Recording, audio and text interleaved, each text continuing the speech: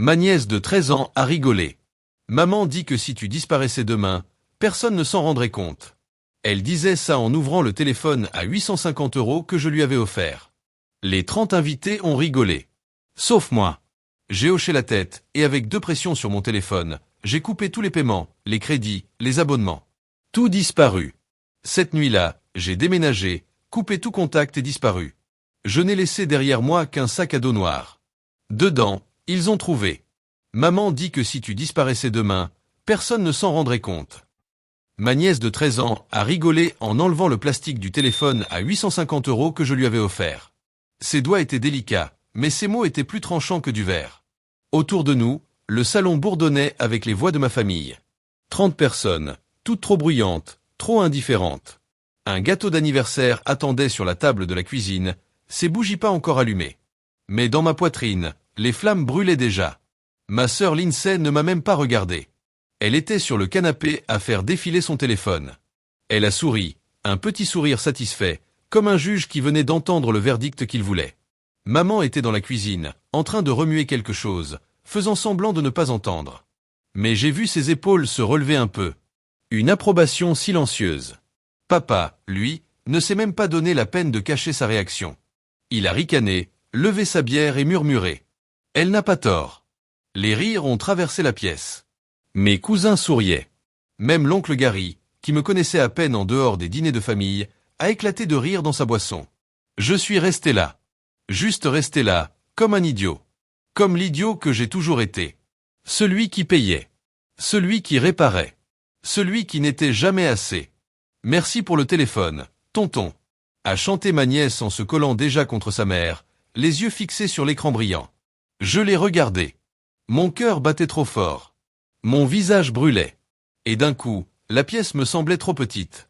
Comme si elle m'étouffait. Mais je n'ai rien dit. J'ai juste hoché la tête. Parce que c'est ce que je faisais toujours. Je hochais la tête. Je souriais. Je faisais semblant. Toujours. Lindsay a enfin levé les yeux. Nos regards se sont croisés. Et dans ce moment, j'ai vu quelque chose. Un éclat d'amusement. De satisfaction. Comme si elle attendait ce moment. Que je reste là, sans voix. Humilié. Allez, tout le monde, on coupe le gâteau.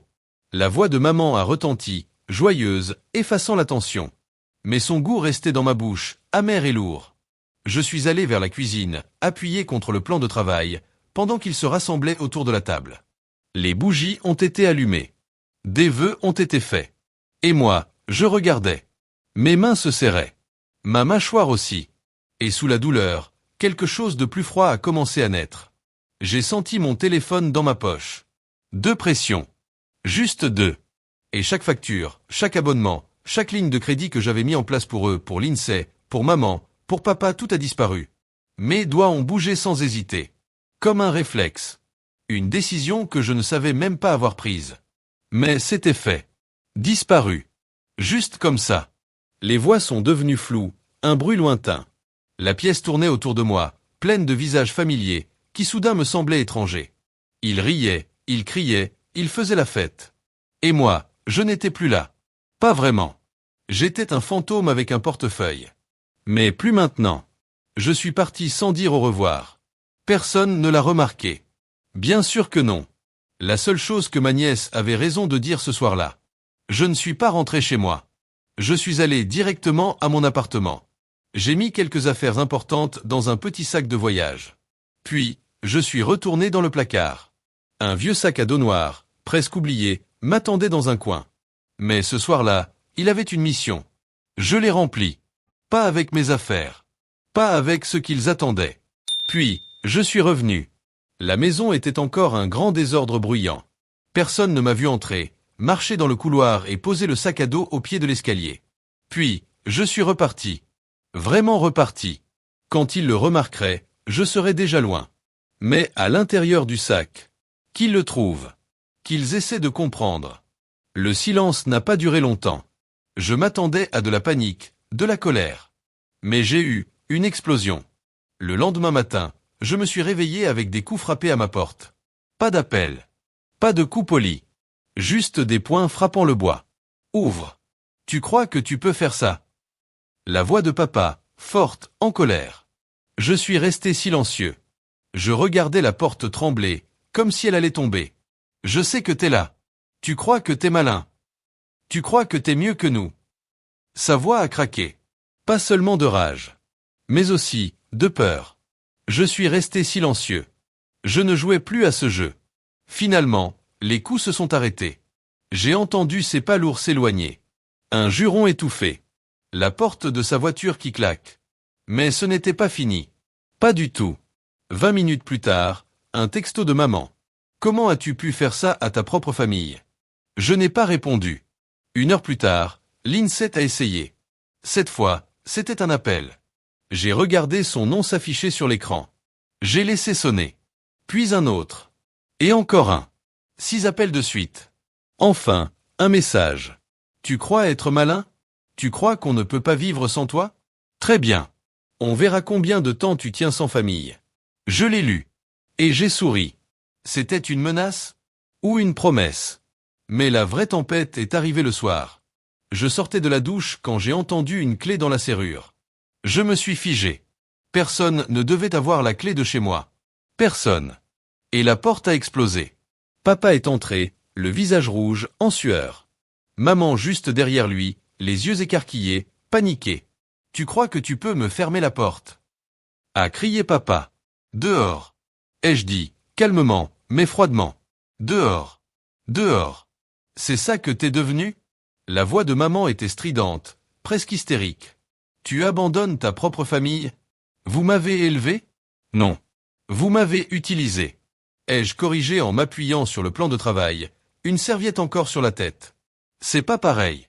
Papa s'est approché, son poing fermé. Petit ingrat. Vas-y, essaie. Les mots sont sortis tout seuls. Calme. Ferme. Un défi. Sa main tremblait. Mais elle n'a pas bougé. On savait tous les deux la vérité. Ce n'était pas un bagarreur. Jamais. C'était un tyran qui se cachait derrière des mots. Qu'est-ce que t'as fait? La voix de maman s'est brisée. Les cartes ne marchent plus. L'INSEE peut pas payer ses factures. L'hypothèque, tout est parti. C'est ça. J'ai hoché la tête. Tout ce que j'ai payé. Tout ce que j'ai géré. C'est fini. Papa a ri. Un rire amer, vide. Tu crois être puissant? Tu crois qu'on a besoin de toi? Il semble que oui. J'ai haussé les épaules. Vous avez forcé ma porte pour venir mendier. Mendier. Il a grondé. Tu crois qu'on mendie? Tu crois? Stop. Ai-je coupé net, mes mots tranchants comme un couteau. Assez. J'en ai fini. Maman a fait un pas en avant, les mains tendues. S'il te plaît, c'est ta famille. On est tout ce que tu as. Non. Ai-je corrigé? J'ai fini d'être votre matelas, votre banque, votre paillasson. Le visage de papa s'est tordu. Sale petit parasite. J'ai levé un doigt. Dehors. Maintenant. Tu peux pas faire ça. A chuchoté maman, les larmes aux yeux. C'est cruel. J'ai ri. Cruel, c'est dire à son fils qu'il ne vaut rien tout en dépensant son argent.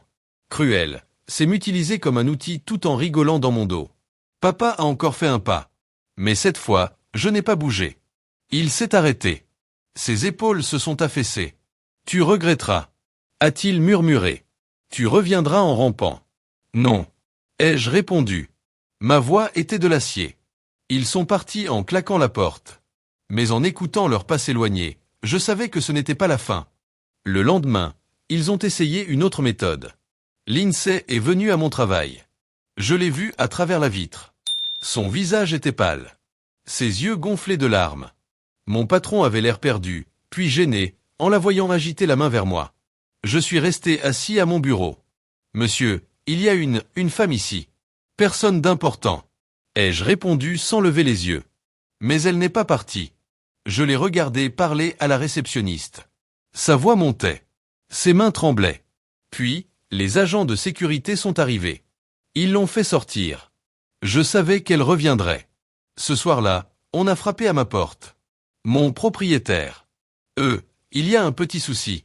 A-t-il dit, mal à l'aise. Ta famille est en bas. Ils font un scandale. Dis-leur de partir ou j'appelle la police.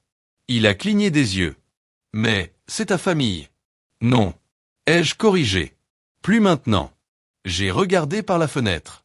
Ils étaient là. Ils criaient. agité les bras. Puis, la sécurité les a fait partir. Mais je les connaissais. Je connaissais leur obstination. Et je savais qu'à la maison que j'avais quittée, il y avait un sac à dos noir qui les attendait. Un sac qu'ils finiraient par ouvrir. Pour comprendre jusqu'où j'étais prêt à aller. Le silence n'a pas duré longtemps. Je les connaissais trop bien.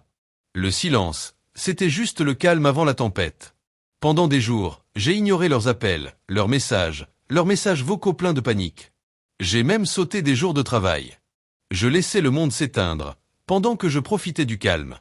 Mais je n'étais pas naïf. Je savais qu'ils ne lâcheraient pas. Tout a commencé avec les colères de l'INSEE. Des messages remplis de haine, me reprochant tout. Puis, maman. Des messages vocaux en pleurs, me suppliant d'être la personne raisonnable. De sauver la famille. Ensuite, papa. D'abord, de la rage. Des menaces. Des insultes. Comme d'habitude. Mais ensuite, son ton a changé. Plus calme. Calculé. Fils, réglons ça entre hommes. Pas de drame. Juste toi et moi. Il y a un match ce week-end. Notre équipe joue. Viens. Parlons. Je sentais le piège. Je le savais. Mais j'ai accepté. Parce que je voulais ça. Alors j'y suis allé. Quand j'ai vu les sièges vides autour de lui, et le sac à dos noir dans ses mains, j'ai su. Il ne voulait pas la paix. Il voulait le contrôle. Mais je n'étais plus l'idiot qui hochait la tête dans le salon. Pas cette fois. Le stade grondait comme une bête vivante. Des cris. Des applaudissements. Des pieds frappant les gradins. Un vrai chaos. Parfait pour noyer les secrets. Papa était en section 12, rangée F. Les sièges autour de lui étaient vides, même si le stade était plein. Il m'a repéré tout de suite. Il a fait un signe de la main, l'autre tenant le sac à dos noir. Mon sac. Je suis descendu, pas à pas. Mes yeux rivés sur lui. Il avait l'air excité. Un sourire tordu sur les lèvres. Comme s'il pensait avoir gagné. Surpris que je t'appelle, a-t-il crié par-dessus le bruit. Il a tapoté le siège à côté de lui. T'as enfin décidé à parler entre hommes, hein? Parler. Je me suis assis, mes yeux ne quittant pas le sac. C'est pour ça qu'on est là. Oh, c'est plus que ça. A-t-il soufflé, à peine plus fort qu'un murmure. Tu croyais être malin, hein? Fuir, nous couper. Mais t'as laissé un petit cadeau derrière toi. Il a tapoté le sac à dos. On a trouvé ça. Et devine quoi? Petit génie. On sait. Vous savez quoi? Ai-je dit, ma voix calme comme le vent froid qui balayait le terrain. Tes secrets. Tes mensonges. Tu crois être mieux que nous? Son ton est devenu plus dur. Tu caches des choses. J'aurais dû m'en douter. À chaque fois, tu jouais au saint. Au sauveur. J'ai failli rire. Ouvre-le alors. Voyons ce que tu penses savoir. Ses yeux ont brillé, entre peur et colère. Ne joue pas à ça. J'ai pas besoin de l'ouvrir. Je sais déjà. Tu nous volais. Tu nous manipulais. Tu faisais semblant d'être un bon fils. Alors que tu cachais ton petit trésor. Trésor. Je me suis appuyé sur le dossier en métal froid.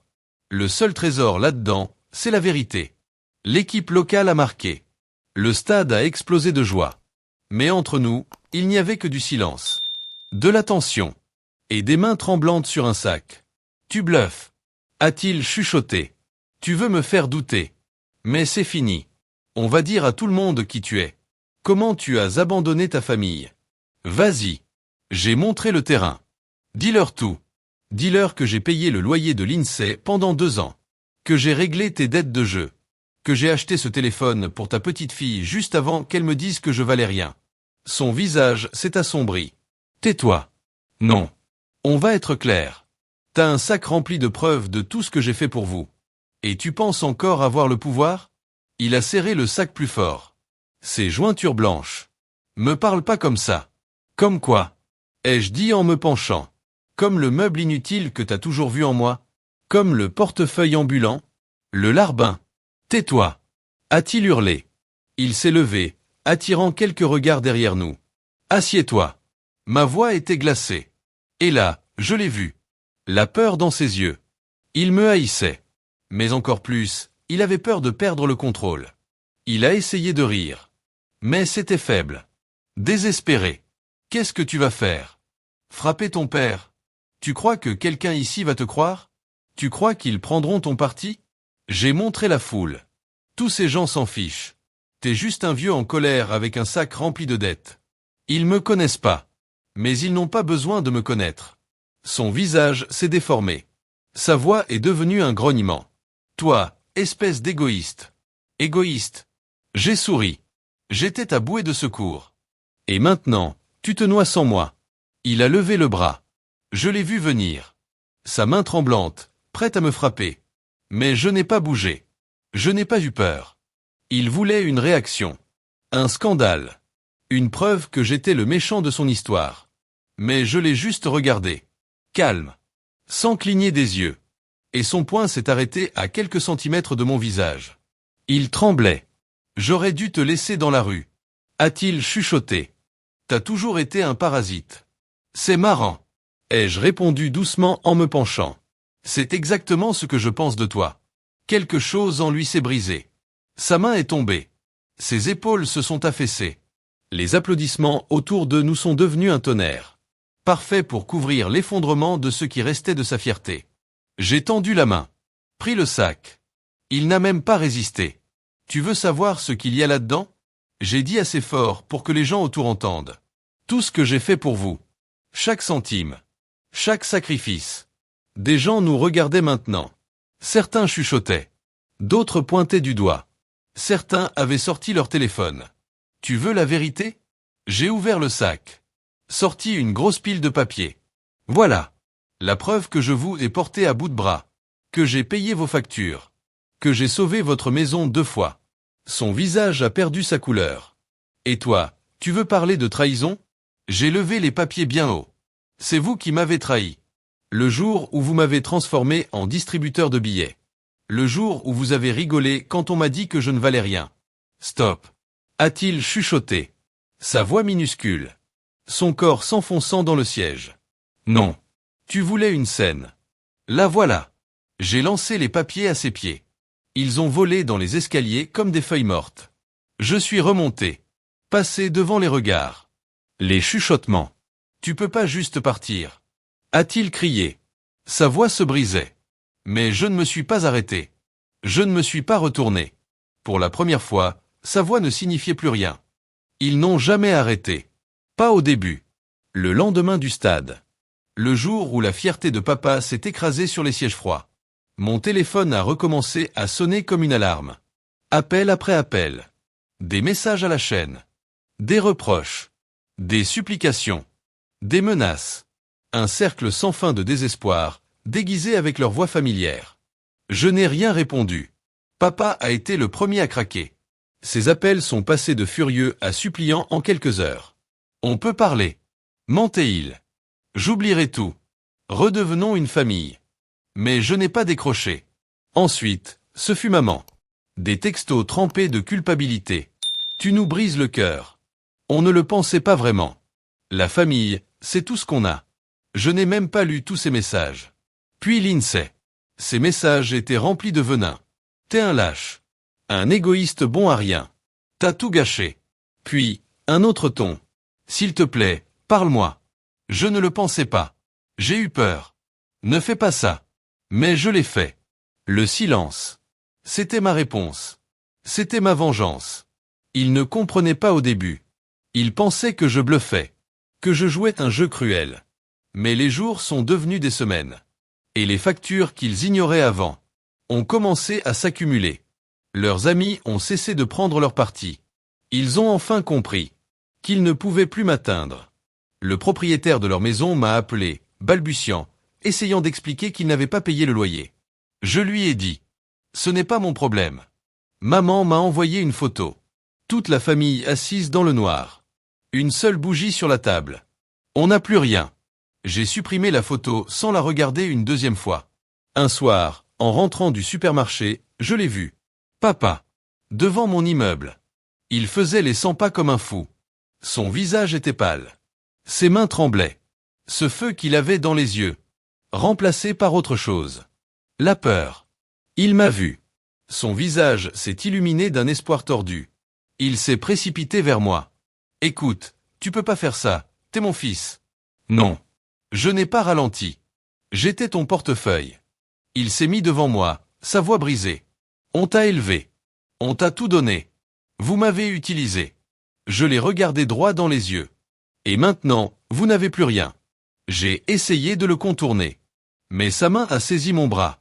T'as pas le droit de faire ça. Gronda-t-il. La vieille colère refaisait surface. Tu crois que t'es meilleur que nous? Tu crois que tu peux partir comme ça?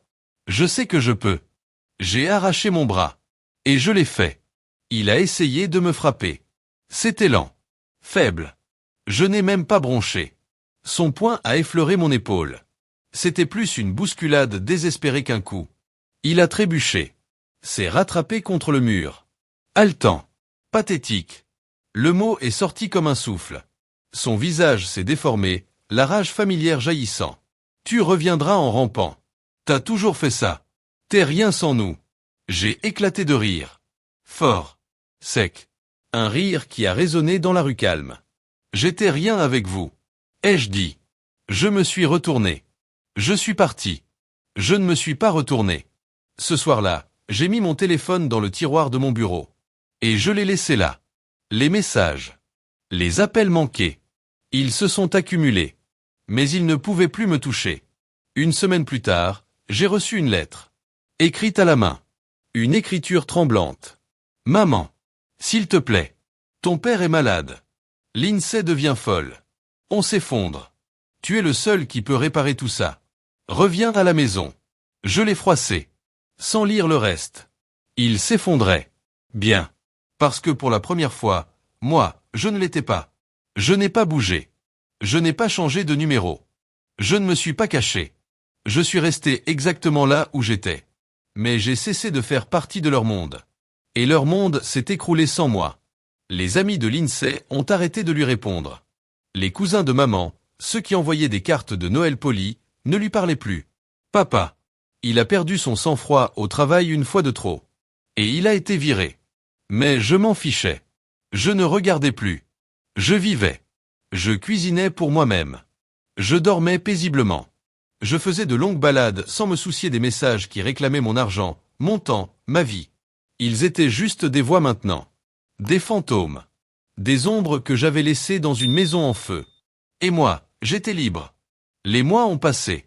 Et le silence est devenu mon ami. Je me réveillais quand je voulais. Je mangeais sans culpabilité. Je passais mes week-ends à explorer la ville que j'avais autrefois ignorée. Je ressentais la liberté dans chaque moment calme. Parfois, je me surprenais à attendre le vrombissement familier de textos désespérés. La culpabilité étouffante. La voix paniquée qui me disait de réparer leur chaos. Mais ça ne venait plus. J'avais fait l'impossible. Je les avais enterrés. Pas dans la terre. Dans ma vie. Un matin d'automne, je marchais dans la rue principale. Je suis passé devant le café où j'achetais des gâteaux hors de prix pour l'anniversaire de l'INSEE. Devant la boutique où j'avais dépensé une fortune en cadeaux. Devant le restaurant où je payais tous les dîners de famille. Où j'étais toujours si généreux. Jusqu'à ce que je ne le sois plus. Des fantômes. Juste des fantômes. À un coin de rue, un musicien jouait une mélodie lente et douloureuse. Sa voix était rugueuse. Ses doigts dansaient sur les cordes. Une voix qui ne cherchait pas à être parfaite. Juste honnête. Je me suis arrêté. Laissant la musique m'envelopper. Ce n'était pas une chanson sur l'amour. Ni une chanson sur le chagrin. C'était une chanson sur le lâcher-prise. Le monde bougeait autour de moi. Vivant. Occupé. Et moi, je restais immobile. Je respirais. Quand la chanson s'est arrêtée, j'ai jeté un billet de 20 € dans sa guitare. Le musicien a hoché la tête. Et j'ai souri. Pas parce que je devais. Pas parce que quelqu'un s'y attendait. Mais parce que j'en avais envie. Et c'est ça, la différence. Je n'avais pas besoin d'eux. Je n'en ai jamais eu besoin. Je suis reparti. Chaque pas plus léger. Chaque souffle plus libre. Le soleil descendait derrière les toits, peignant le ciel d'ambre et de rouge. Et je l'ai senti. Une certitude douce et silencieuse. J'étais libre.